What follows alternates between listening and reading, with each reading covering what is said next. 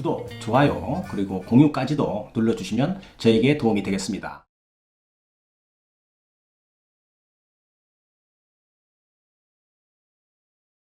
안녕하십니까. 교통사고 합의 전문 채널 유국장TV입니다. 유국장TV는 교통사고 후에 힘에 부치는 약자를 돕고 정보를 드리는 교통사고 상담 전문 채널입니다. 만약에 유국장TV의 영상을 봤음에도 불구하고 궁금사항이 해소되지 않는다면 언제든지 911-LAW 카톡 아이디죠. 이쪽으로 문의하시면 교통사고에 대한 궁금증은 모두 해결해 드릴 수 있습니다. 이때 진단서, 사고 차량 견적서, 사고 불박 영상, 정밀검사 판독지를 카톡으로 같이 보내주시면 검토해서 상담자에게 답변 드리도록 하겠습니다. 오늘은 교통사고 합의 과정에서 많은 이야기거리가 되는 사고 기여도에 대해서 공부하고 연구하는 시간을 가져보도록 하겠습니다.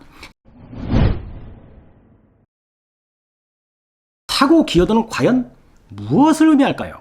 먼저 그 개념부터 알아보도록 하겠습니다.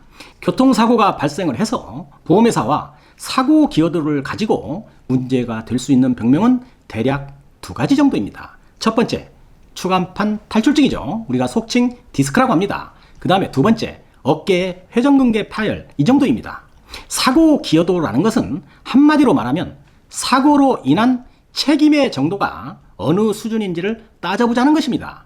만약 추간판 탈출증의 병명이 진단서 상에 적히게 된다고 한다면 피해자는 난 예전에 디스크로 아픈 적도 없었고 또 이런 것 때문에 병원에 간 적도 없는데 보험회사나 병원에서 퇴행성이라고 하니까 난 동의를 할 수가 없다라고 주장을 하는 것이고, 보험회사는 추간판 탈출증이나 회전근개 파열 이러한 병명들은 퇴행성적으로 오는 병명이기 때문에 예전부터 진행을 해오고 있었을 것이다, 이렇게 주장을 할 겁니다. 그러면서 보험회사의 입장에서는 객관적인 자료가 필요하니까 그러면 치료의사로부터 소견서를 발급받아서 소견서에 사고 기여도가 몇 프로인지 그걸 한번 따져봅시다, 이렇게 이야기를 하게 되는 겁니다. 자, 그러면 이런 소견서가 피해자 입장에서는 필요하긴 한데 병원 의사가 그렇게 쉽게 써주는 서류도 아니거니와 설령 써준다고 할지라도 사고 기여도의 퍼센트가 너무 적게 적어주면 없는 것이 더 나을 수도 있는 것이 현실인 겁니다. 교통사고가 발생을 해서 병원에 가면 골절이 없다면 대부분이죠. 진단 2주, 3주 진단에 병명은 요추부염자 혹은 경추부염자, 이런 식으로 진단을 받으실 겁니다. 염좌라는 것은 인대나 근육이 놀래거나 충격을 받았다는 그런 의미입니다. 이런 염좌인 경우에는 대부분이죠. 며칠이나 1, 2주 이런 정도를 치료하거나 약을 복용하면 치료가 되는 것이 일반적입니다. 그런데 이렇게 치료를 했음에도 불구하고 허리나 목이 심하게 아프거나 신경 증상 등이 있으면 의사들이 보다 정확한 검사를 해주게 되고 정밀검사를 하는 것이죠. 그 결과에서 추간판 탈출증이라는 병명이 나올 수 있는 것입니다. 이럴 때는 치료의사에게 예전에 아픈 적이 없었다고 분명하게 이야기를 해야 하고, 사고의 크기가 대단했다고 한다면 불박 영상이나 사진도 보여주시고 해서 진료 기록상에 그런 내용을 적을 수 있도록 해야 할 것입니다. 의사들이 발급하는 것 자체를 좋아하지도 않는 사고 기여도의 소견서를 굳이 발급받으려고 애쓰지 마시고 추간판 탈출증이라는 병명이 진단서에 잘 들어가게끔 하는 것이 더 좋아 보입니다. 정밀검사를 했는데도 진단서에 병명을 넣어주지 않는 의사들도 많다는 것을 아셔야 합니다. 소견서는 둘째치고 정밀검사를 해서 디스크 병명이 나왔는데도 이것은 퇴행성이므로 진단서에 병명을 넣어줄 수 없다고 고집을 부리는 의사가 적지 않기 때문입니다. 의사가 먼저 알아서 사고 기여도에 대한 소견서를 알아서 잘 써준다면 몰라도 하기도 힘든 일에 에너지 소비하지 마시기 바랍니다. 여러 번 강조했지만 그래서 병원 선택 잘 해야 한다고 이야기하는 것입니다. 사고 초기 제 영상 87번 보시면 아주 이상한 병원은 피해 갈 수 있는 겁니다.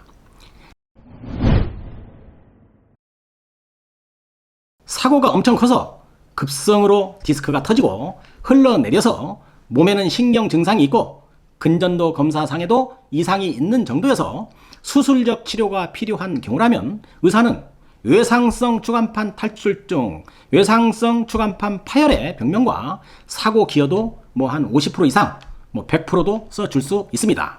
그렇지만 병원에 걸어서 들어온 환자이고 그것도 진단 2주, 3주인데 MRI라는 정밀 검사를 해서 디스크가 발견되었다면 그 결과를 퇴행성으로 보는 의사가 더 많을 수 있다는 점 꼭 기억을 하시고 위에서 이야기한 대로 진단서에 병명이나 잘 들어가게 해야 추후 보상받는 데 도움이 될 수 있는 것입니다. 환자를 의사가 어여삐 여기고 협조적인 의사는 사고 기여도를 50% 정도 써주는 의사도 간혹 봤습니다. 이 정도의 소견서는 피해자에게 도움이 될 수 있습니다. 그렇지만 대다수의 병원에서는 이런 소견서를 발급해서 나중에 보험회사와 불편해지는 것을 원치 않는 의사들은 소견서 발급을 거부하거나 발급을 해주어도 약 한 10%에서 20% 정도의 사고 관여가 있다고 하는 소견서를 써주는데요. 이런 소견서는 없는 편이 더 좋을 수도 있다고 말씀을 드리겠습니다. 자, 이제는 결론입니다. 사고 기여도를 잘 받았다고 가정을 해보겠습니다. 그렇다면 보험회사가 그렇습니까? 하면서 그 소견서대로 보상을 해줄까요? 천만의 말씀입니다. 보험회사 직원은 또 다른 이유를 들이대면서 보험회사에 불리한 소견서를 희석시키려고 할 것입니다. 이쯤 되면 일반적인 피해자들은 지치기도 하겠고 그래서 안 해주려는 소견서는 무리해서 받을 필요가 없다는 말씀 다시 한번 강조드립니다. 진단서에 병명만이라도 잘 들어가게 해야 한다는 점 강조드리면서 오늘 영상 여기에서 마치도록 하겠습니다. 다음 영상도 더 좋은 컨텐츠로 찾아뵙도록 하겠습니다. 감사합니다. 유국장 TV였습니다.